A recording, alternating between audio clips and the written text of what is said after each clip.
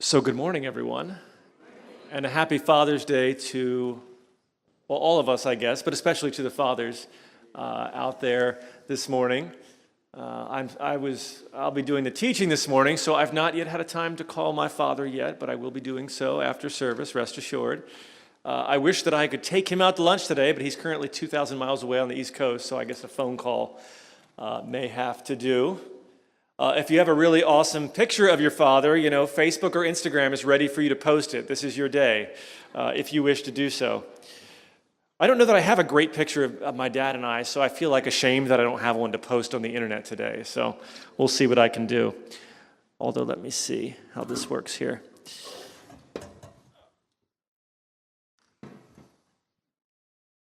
We're continuing this morning in a series that we began just a few weeks ago on the book of Ephesians.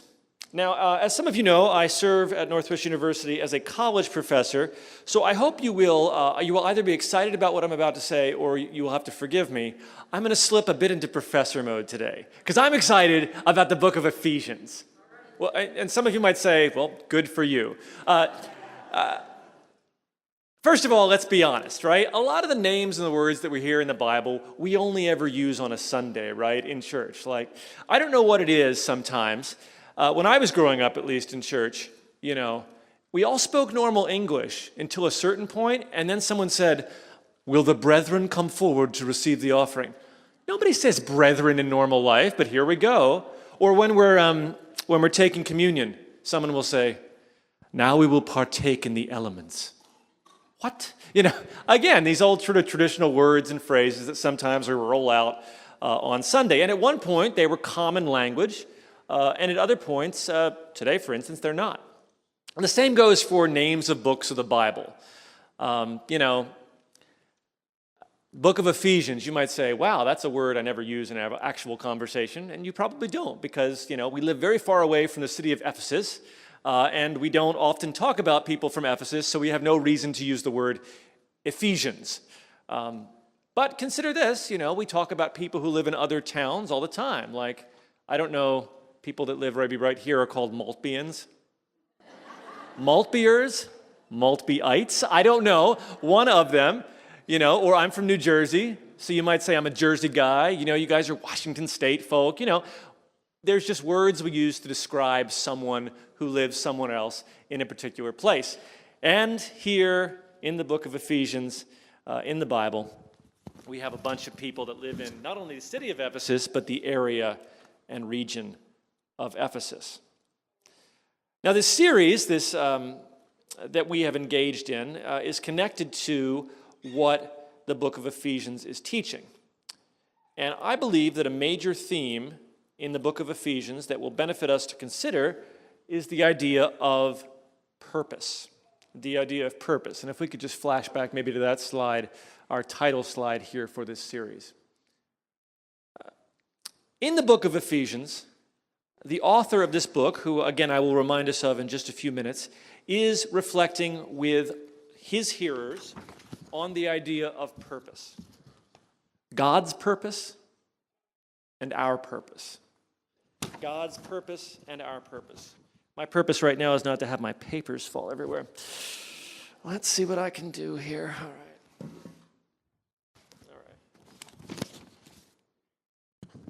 right. There we go.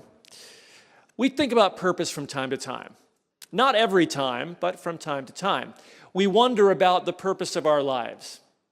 What is the meaning of life? What is the meaning of my life? What am I going to do? What am I going to do? I was at a coffee shop yesterday, and I was on Facebook, and a BuzzFeed article came up on my Facebook, and it said, if I answered this article, I answered 10 different questions about the current crises that are going on in my life, they could guess my age. Because, at different points in life, we have different questions about our meaning, right, and what we're there for. So I answered the questions, I thought, fairly honestly, and they said I was 22 and a half years old. But I have an old soul.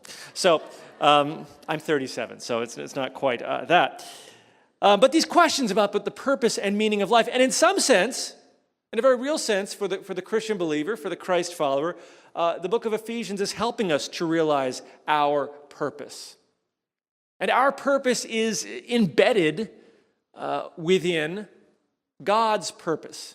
Our purpose, and we will learn more about this today, is in response to God's purpose first. Our actions, in other words, our direction is not meant to be just some idea we made up in our heads, but in response to what God has done. And so the book of Ephesians is helping us to know how we should live on purpose. Let's go back to that map for a minute here. Professor Ziefle will introduce a few things. So here we go. If you recognize this part of the world, this big blue part in the middle here is the Mediterranean Ocean.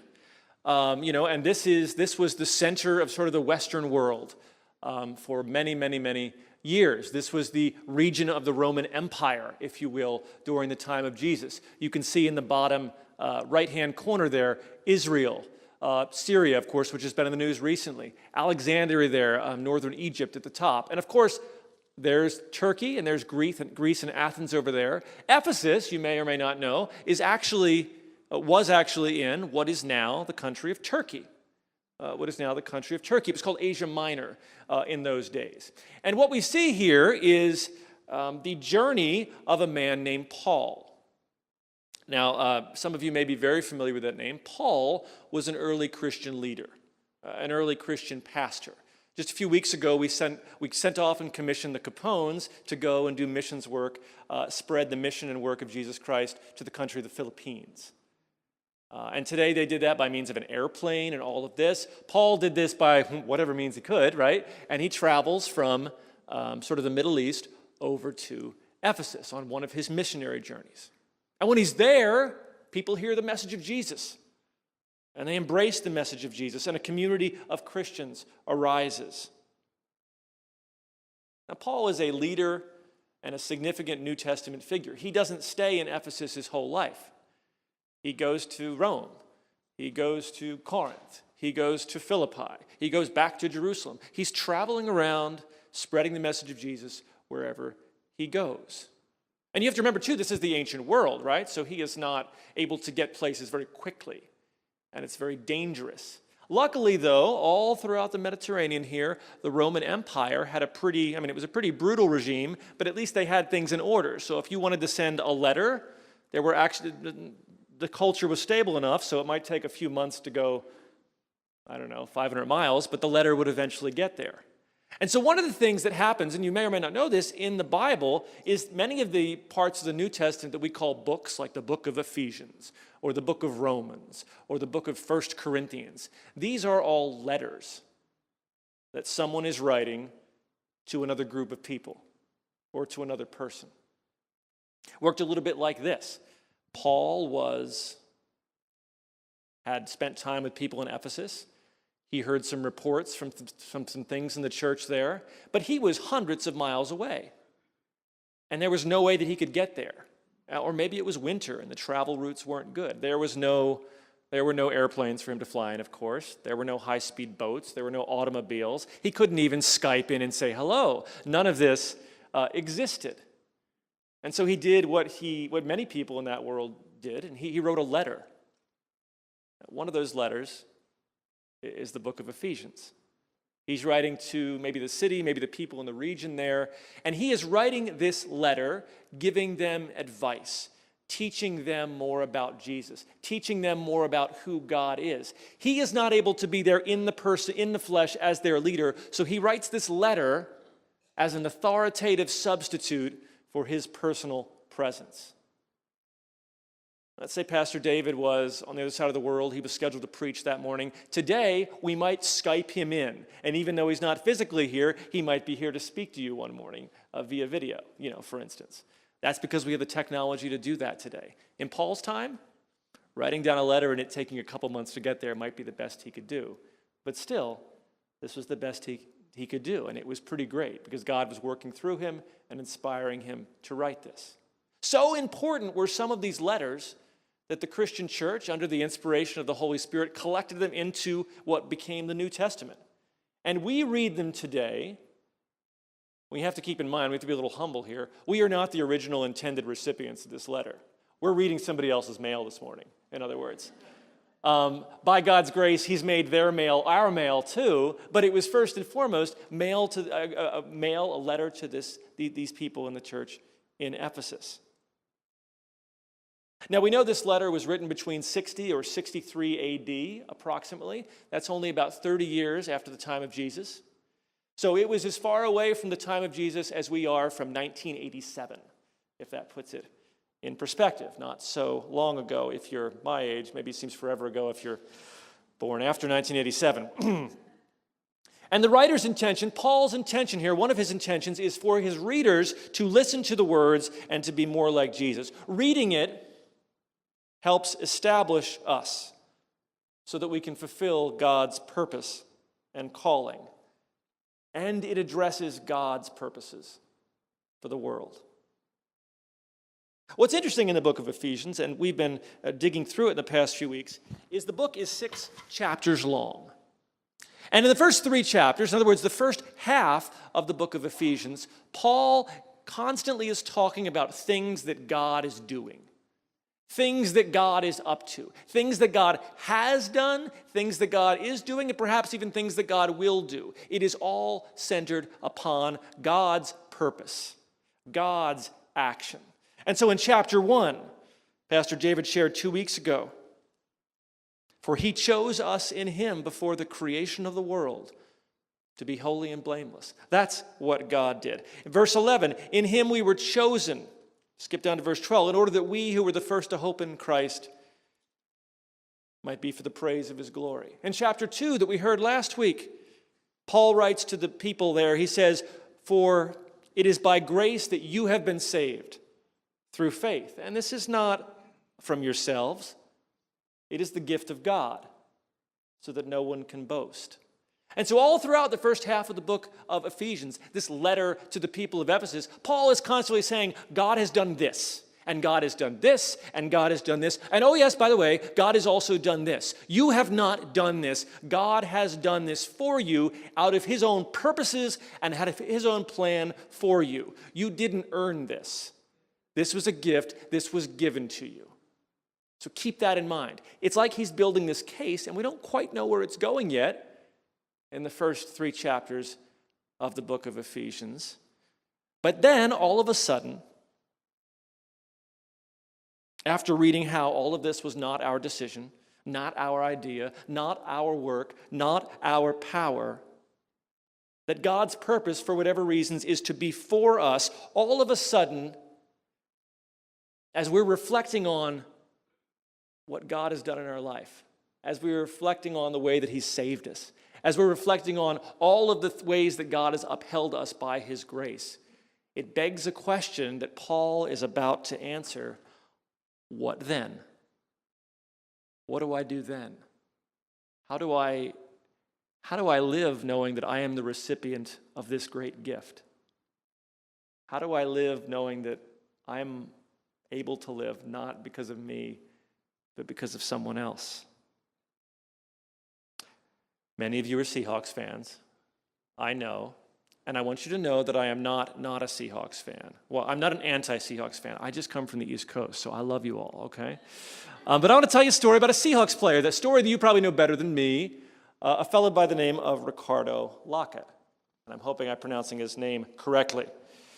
Some of you may know a few years ago, November 1st, 2015, he took what is called a blindside hit on the field out there, and he laid on the ground, and he was, well, for lack of a better word, wrecked.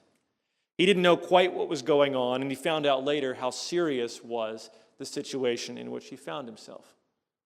I have a picture of Mr. Lockett, but we're just going to keep looking at the map for now because I don't think anyone's up there. So imagine you're seeing a Seahawk player there. And so I read an article about him in sportsillustrated.com or something, and he said this. He said, I didn't even know what was wrong until I got to the hospital. I can tell you what's wrong. If one of those football players hit me, I wouldn't even ever wake up again. It would just be it, right? After a bunch of tests, the doctors explained that all the ligaments and cartilage that connect my vertebrae had been terribly damaged. My neck was technically broken, which sounds technically horrible. If the trainers and emergency personnel would have moved me the wrong way or a teammate would have tried to help me up, I could have died. as he reflects on this. And in his words, he says this, I wouldn't be here telling my story if those EMTs hadn't done everything perfect to protect my life. And then he says this, and the kindness of people went on for weeks. Our owner, the owner of the Seahawks, Paul Allen, gave me and my family access to his private jet so we could fly back home. I received thousands of cards from almost every elementary and high school in the state of Washington. Emails, texts, FaceTime calls. It was overwhelming. Most of the time, he said, you don't get that kind of appreciation and love until you're dead. And he almost was. And then he says this, to be honest, my NFL career was like a blur. It was an uphill battle on an unending mountain. My mission now is to help people get off the streets and back on their feet in any way that I can. He says this, I need to repay the Lord for helping me get up. That's my new mountain. I'm back at the bottom. I'm climbing, and I'm meeting some amazing people along the way. Every person that I meet, I'm bringing them up on that mountain with me. And he stayed active. The first thing he did after he got out of the hospital was buy 100 cheeseburgers for homeless people, which, not the most healthy thing to do, I suppose, but a good start. He's also spent time talking to first responders and become active in raising money for spinal cord injury research. Here is a man who has a very clear realization that his very life and existence right now is dependent on other people, is dependent on someone else. And he has that question, what do I do now? What do I do in response? Lockett's life was changed and saved. And here's the thing. Paul, throughout the whole first half of the book of Ephesians, says, guess what? Ours has been too. We are reminded, in other words, of what God has purposefully done for us. And we must now decide how to purposefully respond, how we will live now. As with Lockett, the big moment has come in our lives, and we can say, God has done this for me. And the question then is, now what? Whenever I have the opportunity to speak on a Sunday morning, I get nervous the longer I go in a sermon without reading Scripture. Thankfully, we've come to the point now where we're going to hear not my words, but the words of the Lord speaking through Paul. In chapter 4, beginning in verse 1. Paul writes this. And remember, he writes this after 3 whole chapters of talking about what God has done for us. And then he says this. As a prisoner for the Lord, then, I urge you to live a life worthy of the calling you have received. Be completely humble and gentle. Be patient, bearing with one another in love. Make every effort to keep the unity of the Spirit through the bond of peace. There is one body and one Spirit, just as you were called to one hope when you were called. One Lord, one faith, one baptism, one God and Father who is over all and through all and in all.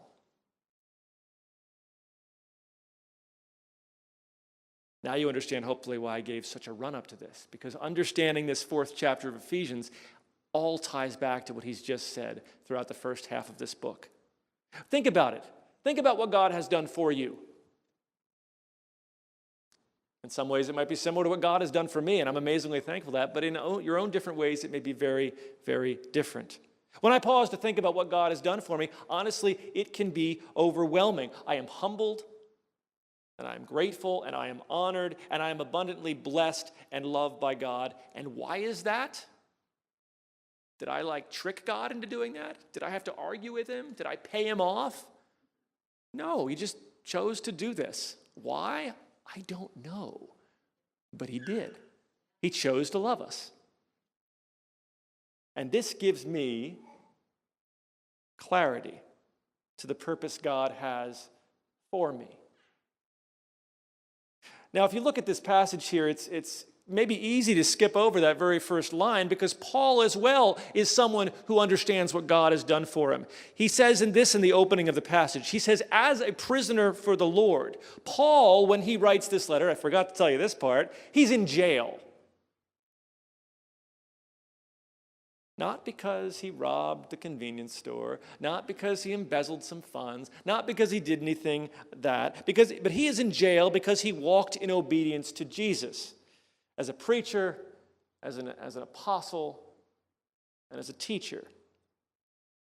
There's no sin, no failure, no mistake, no shortcoming here on Paul's part. Paul's obedience to the gospel got him incarcerated. And that's a pretty big testimony, which is why I think he doesn't want the Ephesians to forget it. So he says, listen, guys, by the way, I'm in jail after I've responded in love for what God has done to me. I want you to think about what it means to live up to your calling. I'm in the middle of living up to mine by doing everything I can for Jesus. What will you do now to live up to your calling? From prison, Paul urges the church in Ephesus to walk in a manner worthy of their calling. And the image here, I suppose, is almost one of balancing the scales. God has done so much for us. Now, we know that we could never do the infinite work for God to pay him back everything he's done. It's not some loan that God gave us. But out of gratitude and out of thankfulness, we have this desire to do for God as much as we can out of love.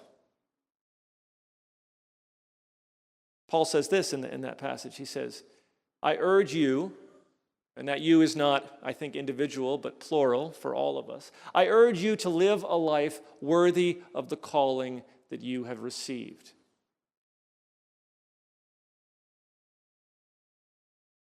I haven't thought about this before, but many of you have seen the movie Saving Private Ryan, right? How many of you have seen this movie? I'll know how applicable this illustration will be. Okay, some of you. All right. So forgive me if you haven't seen it. I'm going to spoil it now. So in the movie Saving Private Ryan, at the very beginning of the movie, they're in northern France, the beaches of Normandy, which on June 6, 1944, the Allied forces invaded Nazi-occupied Europe. And many people, British Americans, died on those beaches trying to liberate Europe from the Nazi regime. And at the beginning of this movie, it's present day, and there's an old man walking with his family. And there's the graveside there, all the white crosses on the beach. Well, it's a little inland from the beach, but he's there. And all of a sudden, he sees this grave, or maybe he's overwhelmed by all of the graves. And at one point, he kind of falls to his knees, and this old, dignified man begins weeping. And you look in his eyes, and then in that classic Spielberg fashion, there's a flashback. And you're thrown back into the battle and the viciousness of it.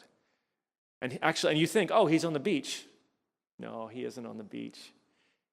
What happens is you meet this group of men on the beach, and they're given a special mission. There is a young man well inland in France that is pinned down, and all of his brothers have died that day or that week in battle. And the army has given this group of men a mission to go and rescue him so his mother does not have to lose all of her children, on the same day.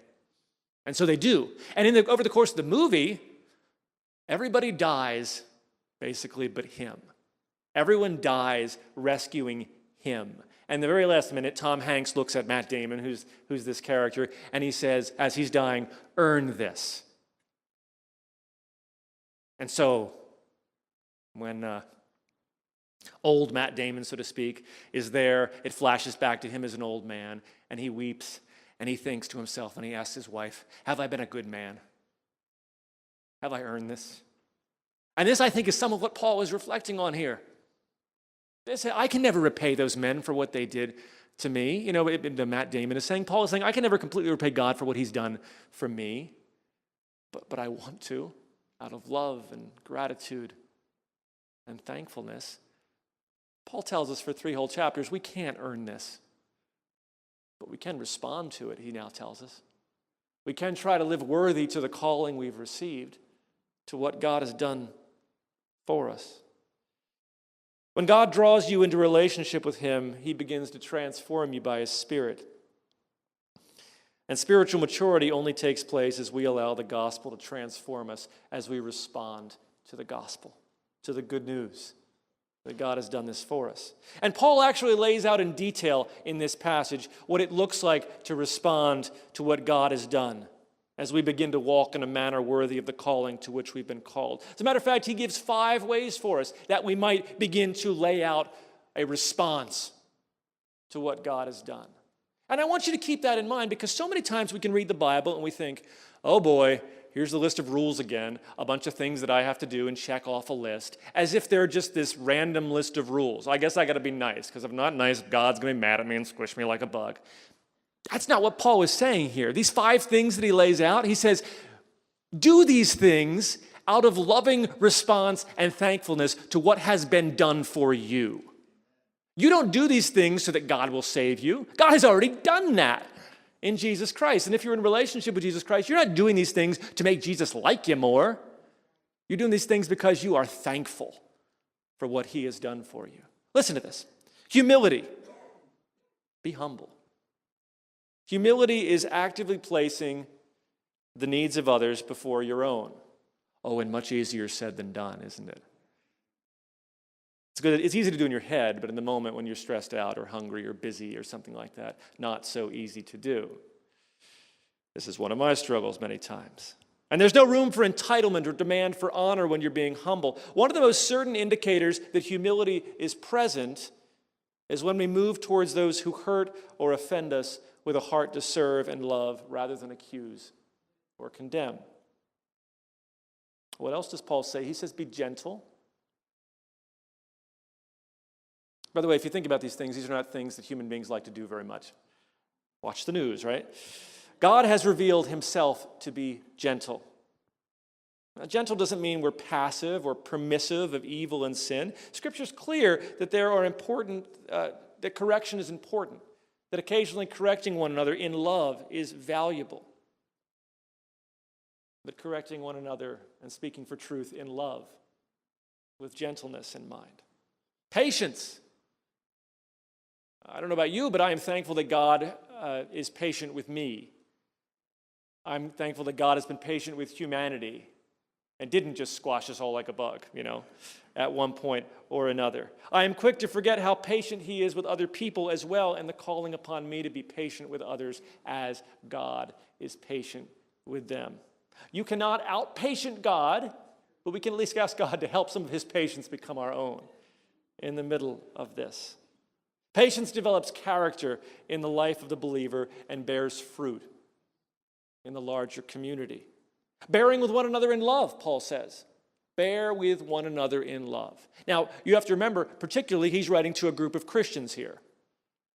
So he's saying, listen, Christians, group of Christians, listen, church at Ephesus, listen, churches in Asia Minor, listen, church in Malpi, listen, church in Monroe, bear with one another in love.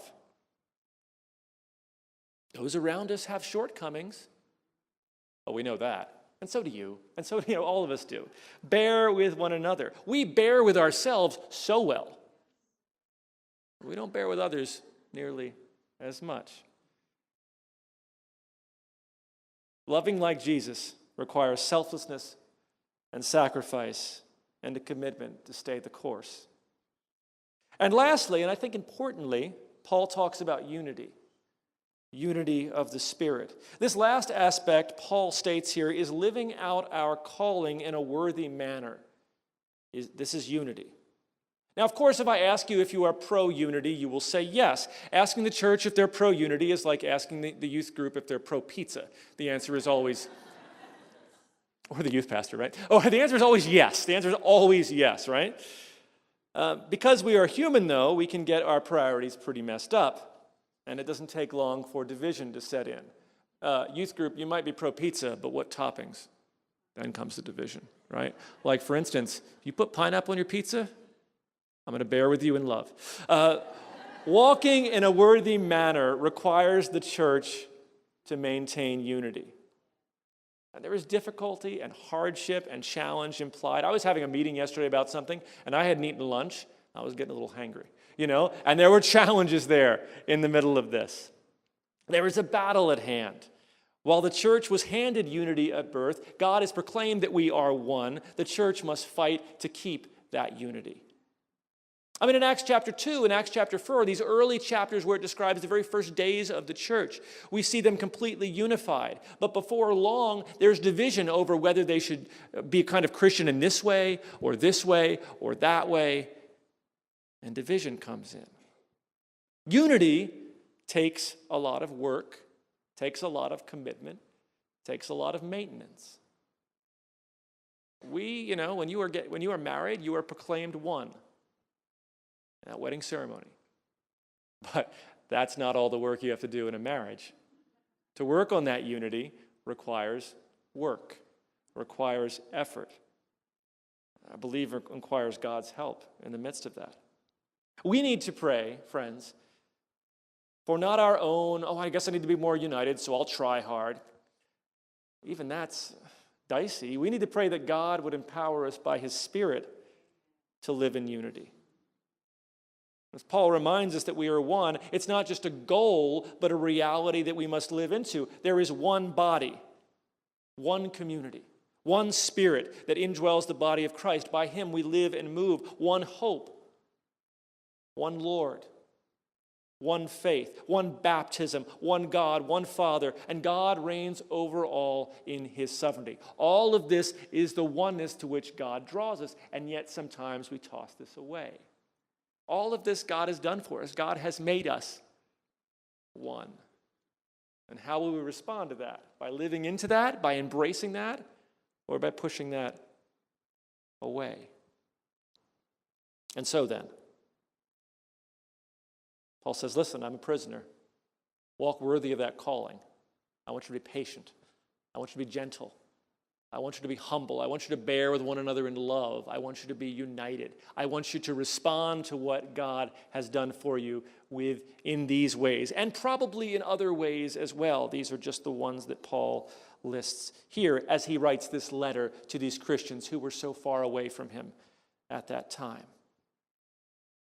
And see, in verse 1, if we could go back to that passage here, you can see that Paul isn't even just saying, hey guys, how about, why don't you try these things out, right? Maybe try out humility, right? He doesn't say this is a thoughtful idea. He says, listen, this is something that I urge you to do. One translation even says, I'm begging you, do this. I beg you to live like this. Why? Because we need to live up to our calling. Because we need to live up to who we are now. We need to live lives of purpose in response to what God has purposed in us and has done for us. This second half, and you'll see this in the next few weeks as we continue through the book of Ephesians, this second half of Ephesians talks a lot about what we need to do, how we need to live, what our purpose as Christians must be. But the first half of Ephesians reminds us to never forget what that is built upon. Not us making God like us more, not us earning God's love instead of anger. It's built upon God's choice of us that comes first. God's work for us that comes first. God's purpose that is first. God's peace. Everything that God has done that we could never earn and that we could never fully repay, all the same invites a grateful, thankful, and humble response. Paul says it best: lead a life worthy of the calling to which you have been called. Well, as you know, it's Father's Day. And Pastor Tyler is actually sharing a message on this similar message at Monroe right now, and him and I had sat down to talk about this passage just a few weeks ago, and we were thinking as well about, one of us mentioned that it was Father's Day, and we thought, well, what connection might even what we were thinking about this morning and reflecting on with you this morning have to do with Father's Day?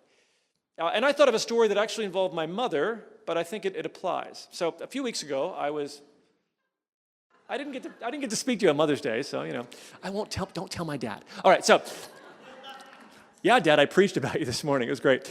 So a few weeks ago in May, I had the opportunity to go to New Jersey, where my parents live, and I went and visited my family and some friends for a few weeks. The college semester was over, so I went there. And my mother, weeks out, she's like, "Josh, can you install a ceiling fan for me in the bedroom?" And I'm like, "Yeah, that'll be fun." I kind of like doing stuff like that, So it's not real work unless you get shocked by the electric at least once. And so I got there and I did the ceiling fan, and my mother, she just kept going. And I did it, but why? Why did I do it? Because because I owed my mother and she'd kick me out of the house? Did I do it so she'd love me more or anything? No, I did it because I love her and I'm just so thankful, for everything. And I did it because that's what I felt that I needed to do for her. And I installed it, I put it in, but she kept thanking me and thanking me. And I said to her, I think I said to her at one point, I thought in my head, Mom, I'll do whatever you want. And if I'm remembering correctly, you put up with me for 18 years in this house. So whatever I can do to honor you and thank you and pay you back, I'll be happy to do that. And of course, my dad doesn't ask for as many things like that because he can install a ceiling fan himself, right? But, anything my dad called me right now and said, Josh, I need you here tonight. I would go to SeaTac and I'd get in a plane right now and I'd fly there and do whatever I needed for my dad. Why? Because he's my dad. Because I think back for all the love he's poured into me and continues to. This is just how one responds. And not just on Father's Day. Of course, if he called me on Father's Day and needed me there, I'd be there, of course. But any day that it would be. Not because I think I can finally repay my dad. Like at one point, if I install enough ceiling fans, I can be like, all right, paid in full, see ya. That's not how it's going to be. And not out of guilt. My mother did not guilt me into installing this ceiling fan. We do these things because we love and are motivated to respond, especially as we reflect on all that they have done for us. And so honoring our parents, honoring a father on this Father's Day may look a lot of different ways, but it comes out of this place of reflection and response. Thinking about fathers also makes me think about families, of course, right? And everybody has different family structures. Some are, less than ideal. Some are so ideal you wonder if it's real, whatever it might be. But, there is this sense in a lot of families of living up to the family name. And if you're a son, a lot of times that involves kind of living up to this image of your father that you have, especially if you and your father had that kind of positive relationship. And when you think about this idea of living up to the family name, responding, if you will, to the investment that your family has placed in you, we didn't choose to come into our family. We had absolutely no choice about that. We did not exist when, all of a sudden, then we did. And that was not our choice, as you know. We didn't choose to be raised by our family. We didn't choose to be loved by them, but there they were, and there we are. And now that I'm older, right, I'm 37 years old, there's no rule that says I have to act like a Ziefle. My last name. There's no rule that, you have to act like a Walton, Daniel. There's no rule. You're an adult. You can do whatever you want, right? You're not living at home anymore. They can't kick you out. So whatever you want to do, man, there you are. There's no rule, but all the same, I feel this thing in me that says I want to live up to the family, the values, the good things that I was taught in my family. What it means to be a Ziefle. Now, there's a lot of crazy things that it means to be Ziefle that I won't go into, but there are some really good things that I deeply desire to live into as I think about my father and the lessons he's taught me. And we know who we are, right? Maybe you're a Ziefle or a Walton or a Brecky or a Smith or a Jones or an Edstrom or whoever it is that you may be. And sometimes the things that we live into as we're living up to our family, they're unconscious, right? I look a lot like my father. So much so, and maybe there is a little senility creeping in, but all the older generation people kept calling me by his name. They're like, oh, hi, Billy. And I'm just like, hi, how are you doing? I just let it go. I mean, they did this when they were young, too, so I must look a lot like him, right? And there are things that I do that drive my wife crazy because I like to sometimes, my father, the classic image of my father, my mom's in the air-conditioned house doing some work on the computer. My dad, all summer, school teacher, so he's off in the summer, in the backyard doing yard work, shirt off, music turned up so loud everyone in the neighborhood can hear, riding his lawnmower, doing this kind of thing. This is my dad. And so I often will go out in the front yard washing the car, sometimes without a shirt on, and Rachel says, what are you doing? It's embarrassing. And I'm being a Ziefle, and sometimes I think about it and sometimes I don't think about it. But then other times, it's not maybe so much of an unconscious thing, it's a conscious thing. A choice we have to make, whether we're going to live up to the good things in our family. For all the complications in all of our families, and mine has its own, no doubt, I believe that my family carries with it a certain dignity and desire to serve others, and a certain kind of graciousness with other people that when I'm tempted maybe not to live with that kind of dignity or serve others or be gracious, I ought to think more about my mother and my father and how they would act in this situation. Am I honoring them? Am I living up to the family name as I do this? And I know what it means to be a member of my family, but I have to choose to respond and then act in that way. It's interesting because one commentator, a scholar who writes about Ephesians, wrote this about this very passage. He said, "As members of a reputable family will have a family's good name in mind as they order their public conduct, so members of the Christian society will have in mind not only the society's reputation in the world, but the character of him who called it into being and the purpose for which he called it." God has done a great work in us individually and in us corporately as he's brought us together and made us one into this new family. What does it mean to live up to that calling? What does it mean on this Father's Day or any day to live up to that family name? You see, ours is a calling that follows after the work of God, after God's purpose. Ours is a calling to a new family. How will we live as that new family? And I know, as we say on Mother's Day, a joyous day for many, but for some a very uncomfortable day because of things that have happened or less than ideal situations, earthly families can be problematic. Earthly fathers can be problematic. Earthly sons can be problematic. Earthly people can be problematic. We are fallen and broken people. But when I ask you how you will live as this new family, I'm not talking to you as a family that has an earthly father. I'm talking to you as a family that is a perfect heavenly Father, and which takes its cue from him. Ours, then, is a calling to a new purpose, to our truest purpose. I'd like to read this passage again, but I'd like to use a different translation here. Many people will translate from the original Greek into different styles of English. And a man named Eugene Peterson has translated the Bible into what he calls the Message version. I like it because it sounds like the way that actual people sound, unlike sometimes Bible-y sounds, So listen to this. It's very colloquial, but I think it's very interesting. And this, again, is Ephesians chapter 4, verses 1 through 6. Paul writes this: "In light of this, here's what I want you to do. While I'm locked up here, a prisoner for the master, I want you to get out there and walk, better yet, run on the road God called you to travel. I don't want any of you sitting around on your hands. I don't want anyone strolling off down some path that goes nowhere. And mark that you do this with humility and discipline, not in fits and starts, but steadily, pouring yourselves out for each other in acts of love, alert at noticing difference, and quick at mending fences. You are all called to travel on the same road and in the same direction, so stay together, both outwardly and inwardly. You have one master, one faith, one baptism, one God and Father of all, who rules over all, works through all, and is present in all.